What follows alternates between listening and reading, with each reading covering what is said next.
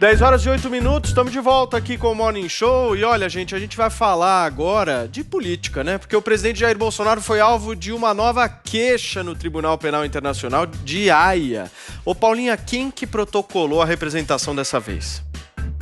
Pois é, você falou que é uma nova queixa. O presidente Jair Bolsonaro já foi acusado pelo risco de genocídio relacionado aos povos indígenas anteriormente e tem 3 ações que pedem investigação da sua atuação frente à pandemia de coronavírus em Haia. Agora foi uma coalizão de 60 entidades liderada pela rede sindical Unisaúde que protocolou uma acusação contra o presidente da República por crimes contra a humanidade e genocídio no Tribunal Penal Internacional de Haia. É importante entender, gente, que uma representação criminal precisa ser analisada e aceita para ser considerada uma denúncia. Então, neste documento, eles pedem a condenação do presidente pela sua condução durante a pandemia do novo coronavírus no Brasil. O que essas entidades alegam? Então, que o presidente nunca atendeu às recomendações técnicas do seu próprio Ministério da Saúde para frear o contágio no Brasil, que por várias vezes provocou aglomerações, apareceu sem máscara e deu declarações que minimizavam a gravidade da Covid. Ele chamou a Covid de gripezinha, enfim, todo mundo sabe. E aí também teve as questões em relação ao uso da cloroquina, mesmo sem a comprovação científica, e veto de leis aprovadas pelo Congresso para conter a epidemia no país. E aí eles incluem aqui o uso obrigatório de máscaras em locais fechados, comércio e templos religiosos. Tem um monte de especialista em direito internacional trazendo o detalhamento do que seria uma denúncia, né? Não é assim, não é qualquer pessoa que abre a denúncia de fato no Tribunal Penal Internacional. Então, só Estados-membros do Estatuto de Roma, Conselho de Segurança da ONU e Procuradoria do Tribunal que podem abrir de fato a denúncia. O que aconteceu com o Bolsonaro foi uma queixa apresentada. Então, primeiro tem que se aceitar essa queixa, usando os critérios de jurisdição, gravidade e interesse da justiça.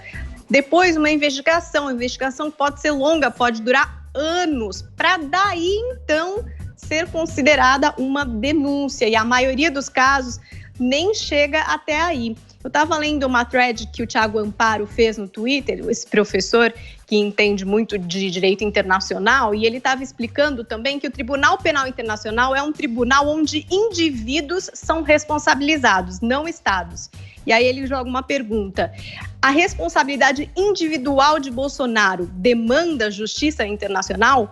Então ele joga essa pergunta ali para a audiência, e a Procuradoria, a Advocacia Geral da União, diz que só vai se manifestar após uma intimação. Muito bem, João Pinheiro, eu vi lá o nomezinho da CUT. Você vê? Pois é, tá todo mundo. Comenta isso, João Pinheiro, gostaria de ouvir o seu comentário. Vamos lá, a gestão do governo federal nessa crise do coronavírus tem sido, sem meias palavras, desastrosa, irresponsável. Pessoas morreram pela irresponsabilidade, pela incompetência que o governo federal vem mostrando. Agora, se a gente for considerar que toda incompetência de governo no mundo é um crime, é um genocídio, daí eu acho que extrapola muito o sentido da palavra. Genocídio não é isso. Genocídio é uma tentativa realmente de exterminar um povo. É evidente que não é isso que o Bolsonaro está fazendo. Ele não está fazendo isso porque ele quer ver o povo brasileiro sofrer. Esses são os resultados da má gestão da política dele, mas não é a intenção dele. Portanto, considero, no mérito da coisa, não vejo muito mérito chamar isso de genocídio. A relação do governo federal atual com os povos indígenas, aí possivelmente daria para se argumentar de uma maneira mais forte. Só que não é isso que a gente está discutindo aqui agora. É claro, Adriles, a posição do governo com relação aos povos indígenas, ali temos algo muito grave que beira a defesa do extermínio. Agora, com relação ao coronavírus, não, um exagero total. E, evidentemente, é uma jogada meio para gerar mídia, para gerar conversa, porque isso demoraria anos até ser julgado e, evidentemente, não vai dar em nada. Então, não aguardemos que o Tribunal de Haia venha condenar o nosso presidente. Isso não vai acontecer. Isso é feito por grupos aí que querem uma movimentação política contra. O Bolsonaro tem sido um desastre no coronavírus mesmo, mas ser um desastre não te torna, por isso, um genocida, né? E aí, Adriles? Não existe gestão Bolsonaro do coronavírus, Joel. Mais uma vez, o STF delegou a prefeitos e governadores a gestão contra o coronavírus. Não, agora você deixa eu falar. Não dá uma de Adriles, não. Deixa eu concluir. Você é minha Natália Pasternak. Deixa eu falar. Pasternak aqui. Não existe eu sou gestão. Adriles e você é a Pasternak. Não me limita, não. Deixa eu falar. A questão que se coloca é a seguinte. Vamos filosofar, Joel Pinheiro da Fonseca. Não é uma coisa banal isso de chamar alguém de genocida.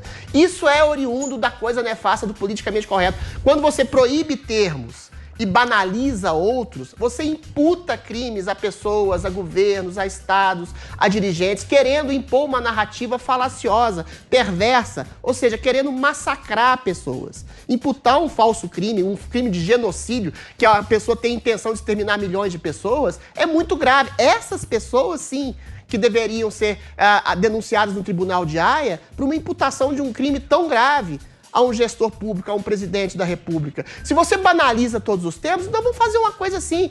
O pessoal da grande mídia que bradou o fique em casa, o isolacionismo burguês, para burguês ver, que condenou 500 milhão de pessoas à fome, à miséria, à pobreza, também deveria ser denunciado nesse Tribunal de Haia. Mas eu, Adriles Jorge, eu tenho senso de proporções, que é outro crime dessa esquerda progressista que faz esse discurso de atacar e massacrar todo mundo. A falta de senso de proporções. Um sujeito que eventualmente tem um comportamento, e eu considero irresponsável ou inconsequente, do presidente, de dar um mau exemplo para as pessoas, é considerado um genocida, um assassino, um sujeito que tira a máscara para falar com jornalistas, mesmo que à distância, é considerado um assassino e merece o impeachment. Esse tipo de narrativa falaciosa e criminosa, que imputar um crime levianamente como esse, de genocida ou de assassinato em massa, deveria ser exatamente um crime da falta de senso de proporções e debitado na perversão do politicamente correto, que proíbe alguns termos, que proíbe alguns comportamentos e banaliza outros e criminaliza toda a natureza humana de acordo com das suas intenções ideológicas. Isso tem que ser rechaçado, não é uma coisa banal. Chamar alguém de genocida tem que ser rechaçado em juízo. Olha, gente, vocês sabem quantos processos... Ô, Joel, você sabe quantos processos o Tribunal Penal Internacional, a procuradora do tribunal, recebe por ano, parecidos como esses pedidos de admissibilidade? Mais de 1.000 por ano. O que serve essa história, gente? Serve pra ter manchete midiática. Mas é impressionante. Esses caras, eles dizem que fazem oposição ao presidente da República. Eu acho que eles são situação, porque não é possível um negócio desse. Na hora que vê lá CUT no pedido, sabe, é uma coisa... Os caras ajudam o Bolsonaro. Mas, ô Paulo, mas colocar isso na matéria, no corpo da matéria de uma grande mídia, isso é grave. Não, mas, o Adriles, olha lá, genocídio. Isso tá perdendo a credibilidade, entendeu? Na hora que você vê um pedido desse, nesse montante, isso perde total a credibilidade, gente. Fala, Joel. Exato. Excelente ponto, Paulo. Isso aí não carrega muito peso. Uma coisa tão comum, tão usada de forma tão frívola, está tão desmoralizada a capacidade de qualquer organismo internacional de fazer esse tipo de julgamento, e nem deveria fazer mesmo. Ele tem que ser reservado realmente para aquelas situações ali que fogem a qualquer defesa ou qualquer normalidade dos direitos humanos, como nos Balcãs, ali você teve nos anos 90, ali você teve uma situação que, ok, vamos julgar internacionalmente um genocida que cometeu aí um crime contra a humanidade. Esses pedidos, essas queixas todas aí, são usadas de forma muito política. Não tem, como você bem diz, Paulo, eficácia nenhuma. Isso aí não vai mudar nada para o Bolsonaro. Amanhã ele acorda, é um novo dia. Gerou uma conversa aqui no Morning hoje, amanhã é um novo dia, já não tem mais repercussão nenhuma isso aí. Agora, o que a gente deve sempre lembrar é que a gestão Bolsonaro tem sido desastrosa que não existe. No combate. Quase não existe. Ela deveria existir, porque ele não está usando dinheiro. Não pode existir, ela foi ceifada de existir. Não. Ô, Adriles, o que o STF proibiu é que o Bolsonaro viole o pacto federativo. A cidade, o município, o estado escolhem se eles vão fazer o lockdown ou não. O Bolsonaro não pode violar isso. Todo o resto, ele pode e deve fazer, ele deveria estar fazendo, infelizmente não está. Agora, só lembrando um ponto, hein? O Adriles até falou do impeachment. Para impeachment, não seria necessário um crime de genocídio, basta um crime de responsabilidade, que são muitas coisas muito menos... O sindicato de jornalistas, quando o Bolsonaro... graves que isso. O sindicato de jornalistas, quando o Bolsonaro foi dar uma entrevista falando que estava com Covid, pediu o impeachment dele porque ele estava querendo matar as pessoas. É uma coisa absurda. Agora, eu acho uma coisa banal, realmente ridícula, mas não é banal que um grande órgão de imprensa, um grande portal de imprensa, coloque entre as suas chamadas Bolsonaro denunciado por genocídio. Isso é um erro, de informação. Isso é fake news. E isso é fake news. É basicamente fake news. Ou seja, esse tipo de coisa lança sombras sobre boa parte da grande imprensa brasileira. Paulinha, deixa eu te ouvir. É preciso dos termos, né? Isso Adriano? é erro. Vai lá, Paulinha. Induz o leitor a erro. Chega, meu. Vai, Paulinha. Mas isso que o Adriles aponta acaba virando quase que uma assessoria de imprensa para o próprio governo, reforçando essa tese de que a imprensa persegue o Bolsonaro, blá, blá, blá. Mas não é tese, é verdade.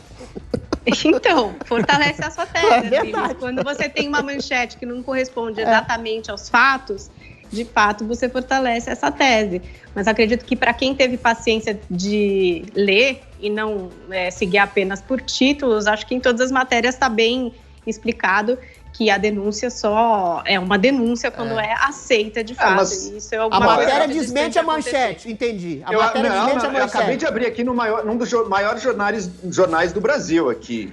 Entidades sindicais acusam Bolsonaro de crimes contra a humanidade. Mas tem uma matéria no UOL, Joel Pinheiro da Fonseca. A matéria desmente a manchete. A matéria no UOL extremamente mentirosa no seu título. Qual que é a manchete do UOL? Chad. Essa era da Folha. Qual que é a do UOL aí? Pode pegar, Jamil Chad. Vai buscando aí enquanto a gente toca o programa aqui. O Jamil, mas daí é colunista. Joel, né, você tem que salvar a Folha de São Paulo, Joel.